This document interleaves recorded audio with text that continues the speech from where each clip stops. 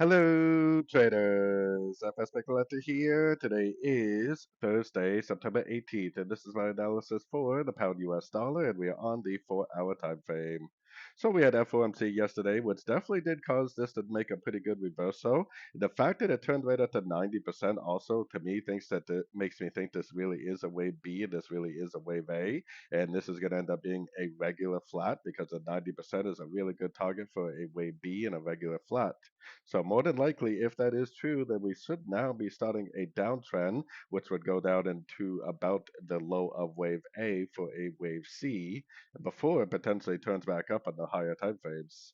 So taking it down to the 1 hour time frame, if all that is true, then anything we see to the upside on these sort of time frames we should consider is nothing more than a pullback within a downtrend. So if we see some sort of a corrective price action up to one of these Fibonacci retracement levels, if it especially if it's like some sort of a three-way pullback, and then in a golfing move to the downside, then I definitely would keep an eye out for sorts. The only problem is with this analysis is that the monthly is definitely an uptrend, the weekly is definitely an uptrend, and the daily is probably an uptrend also. The problem is that it could potentially just keep on going up. So definitely be aware of those higher time frame trends. But to me, I still think there's a good chance this is a wave B. There's a good chance that it's going to end up turning into a series of lower lows, lower highs on around the 4 hour time frame.